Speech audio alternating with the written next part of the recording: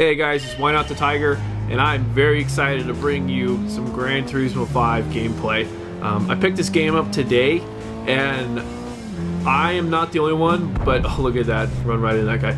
I'm not the only one, but I can guarantee you there's a lot of people out there who've been waiting, I think, 5 years for this game to come out. I think Prologue came out with the PS3 initially, and they keep pushing the date back, and basically it's like every fall it was like, okay, Gran Turismo's coming out, and then they push it back to spring, and they push it back to the fall, and they push it back. You know, it was just this endless cycle, and it was kind of a joke, and I thought it was never going to come out. Was it worth the wait? At this point, I don't know. The game looks good. The environment, as you can see, looks great. It sounds great. It feels just like a Gran Turismo game. So if you haven't played Gran Turismo in a while, like I haven't, the last time I played Gran Turismo was Gran Turismo 4 on my PS2. It was like putting on an old pair of shoes. You know, they're comfortable. You know, you can expect a certain degree of control. You're not going to get hurt putting on this new shoe, old shoe, I mean.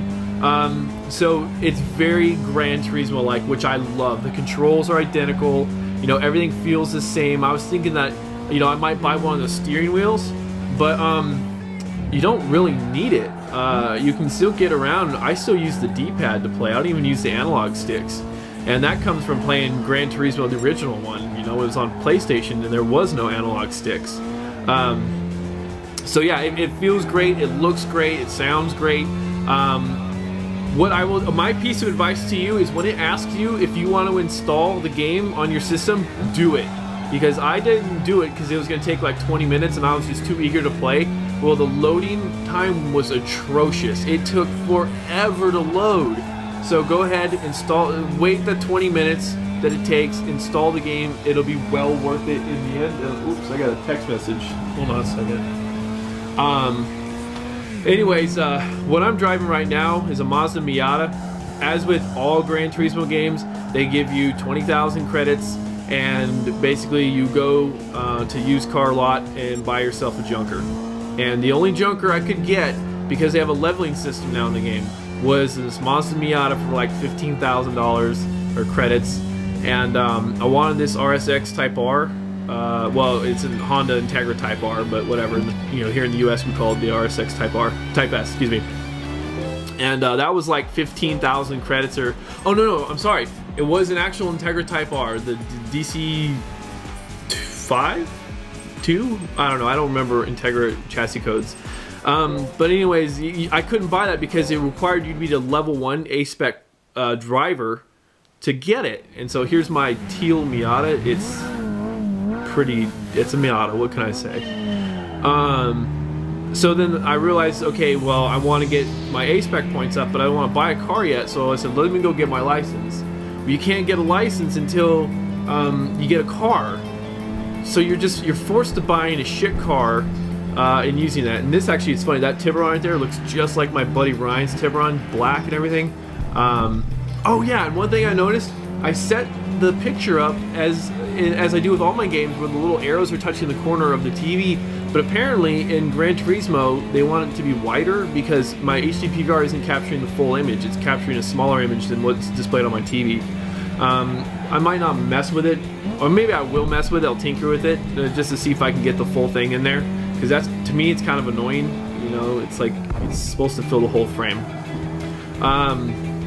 So anyways, you gotta get this Miata, or you gotta buy a junker car, and I put more money in that car than it's worth, and it's one of those things where, like, well, I'd like to sell it, because I have I bought, this is the Sunday Cup, and basically I won the Sunday Cup with Miata, and so I had enough money to buy a new car, so I bought a Honda Civic Type R, and it is definitely faster than the Miata, even with all the modifications I've made.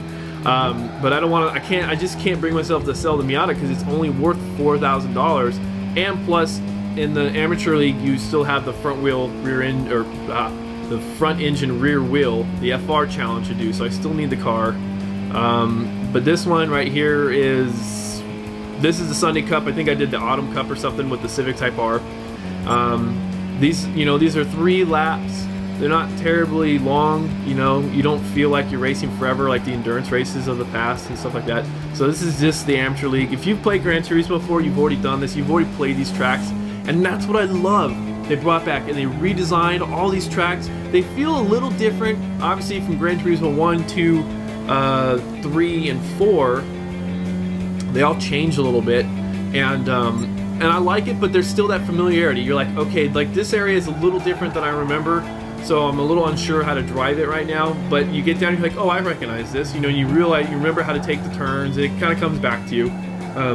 It's definitely that riding a bicycle feeling. And I used to tear this area up, and you know, I'm just kind of going right back into it. You know, jamming it down into second gear. You know, doing shit that you're not supposed to really do with engines, but whatever. That first game, it was set up with a weird. It was showing me like the track lines, like the driving lines, and it was an automatic transmission, and I drive a 5-speed in real life, and I want a 5-speed in the game, and so I had to go to the options. You saw me fiddling with the options before this match so I can get rid of the driving lines, and so I can make my own lines and not worry about the system telling me that I'm not driving it precisely, because I could care. I can give two shits about that. But yeah, I used to love this course. This is definitely one of my favorite courses. I just blow everybody out of the water. You know, it's the amateur league. It's not really, the competition's not really that tight.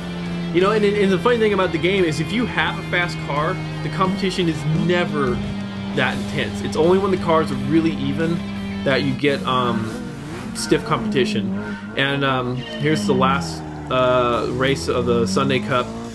And it's a 2-lapper, and then immediately, I don't know, some of you guys might remember this one. I can't remember the name of the course to save my life, but I think it came out in GT3.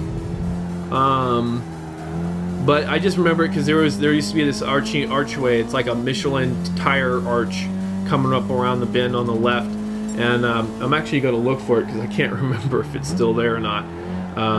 But that's like one thing about this track that I always remember. There it is right there. Yes, it is still there. So anyways, I'm having a great time. Oh, excuse me, it's a Dunlop arch. I just remember it was a tire, so whatever. I'm having a great time playing this game, and honestly, I don't know about you guys, but for a long time, oh crap, I actually paused the stinking thing.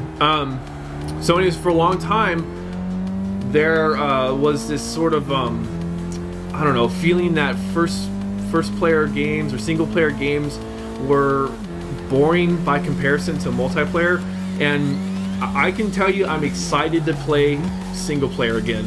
This is a lot of fun. You know, there's some of the monotonous things about the setup. Okay, wow, I'm having all sorts of technical difficulties. I don't record with a microphone. I'm actually recording with my Canon HD Digital Elf. So sometimes it'll cut out because it'll take too long to capture. Like cuts out after 10 minutes, so I have to like this trick to try to stop it at the right time so it doesn't sound like there's a pause. But this time the battery just died, so there's nothing I could do about it. So what I was saying is that single player is fun again. And I love it that single player is fun again. Too many games, especially games like Call of Duty, which I've been showing a lot on my channel thus far. I put the disc in and I played multiplayer long before I even touched the single player. And even that single player, I haven't even finished it yet because I'm not that into it. All I want to do is get online and play multiplayer and play online with my buddies and the clan. This is a great game to give myself a break from Black Ops. You know, I can sit down, I can have a good time. You know, I don't want to say that I want to play by myself, but it's nice to be able to just not worry about getting into lobbies, getting kicked out of lobbies, you know, having bad connections, all that crap that goes with playing on multiplayer. So anyways, that's the end of the Sunday Cup, and it looks like he's online now. So anyways, I'm gonna take off. I'm gonna enjoy some more Gran Turismo 5, and I'll talk to you guys in my next video. All right, peace.